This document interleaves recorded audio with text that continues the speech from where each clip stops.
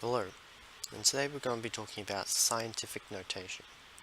So scientific notation is where when we have a huge number followed by a lot of zeros. So if I had something like this, and there's just these zeros keep going on and on and on, there's just too many zeros, and it's ridiculous. And if we had a question that dealt with something that had this many zeros behind some sort of digit, and that was our number here. This was all one number.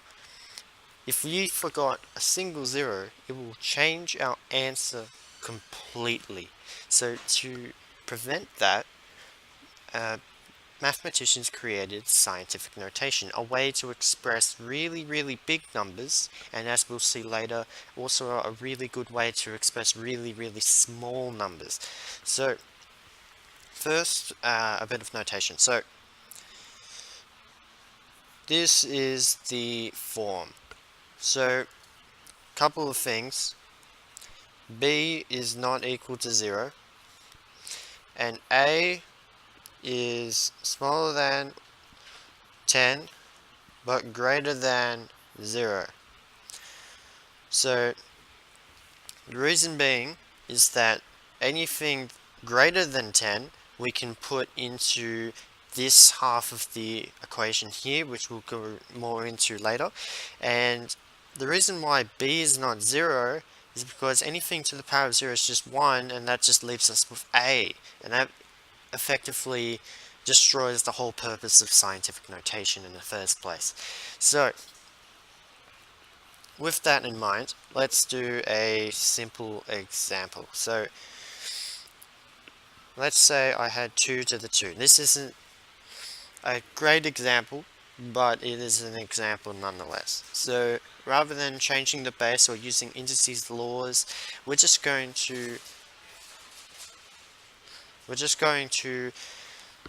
expand this 10 squared and work out what it is. So what we're doing is we're effectively expanding this and working out what this equation here is. So we're now going to have 2 times 10 squared, which is just 100, and 2 times 100 is 200. So let's look at a different example.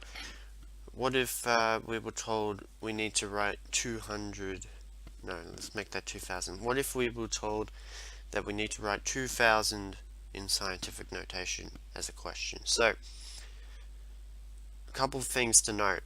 Digits that are not 0 in the equation. So in this case it's just 2, right? Which is convenient for us, we can just put 2, right? Then we have the 10, and how many zeros are there? There are 3 zeros here. So it's 10 to the 3. And this will give us 2000. This also makes it really easy to get huge numbers with more zeros. So depending on how many zeros there are, there's 7 zeros. I can now safely say that this is the same. Alright, now if however we have a number in between here, and say that was a 1 there, we have to change this. This is no longer this number here. So what we do, instead of taking the first part of the number, we're going to convert this into a fraction. So it's going to be 2.001 times, and how many other digits there are. So 1, 2, 3, 4, 5, 6, 7. So 10 to the 7. And that is the exact same thing. Notice that we didn't put 2001 at the front of our equation here for A. Because remember we said that we need A to be smaller than 10 but greater than 0.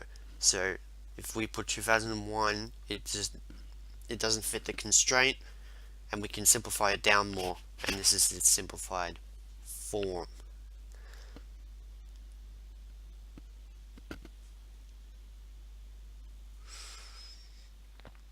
Okay.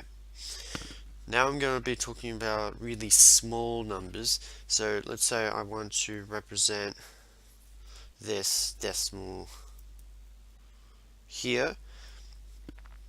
I can represent it as 1.2 as my A value times 10 to the negative 1.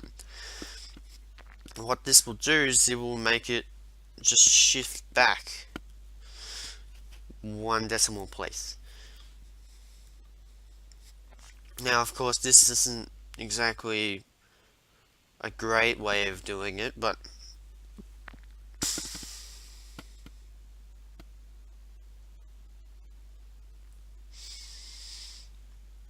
this isn't a great example. But if we had more zeros, then we can change. Then it seems more useful to put this into scientific notation. So we have 1, 2, 3, 4, 5, 6 decimal places here, so we'll put negative 6.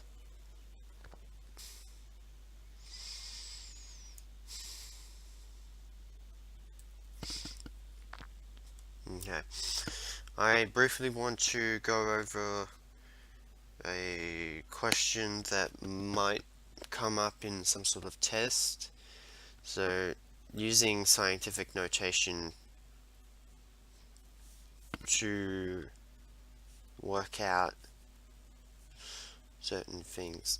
So, if we had to do this for some sort of scenario, instead of writing out all the numbers, we can just use our indices laws to solve it from here. So, it's going to be 3 over 4, that stays the same. So 3 over 4 times, and now we can work out what this is. 4 minus 7, 10 here, bang. So this is it. This is the exact same thing. We've just used indices laws to simplify down, and if you really wanted to, you can put 0.75 0.75 times 10 to the 3.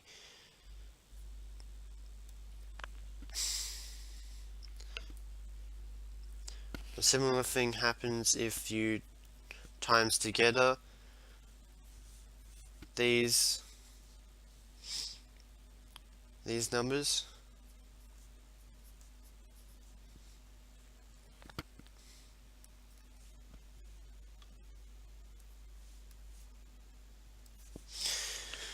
So we can just times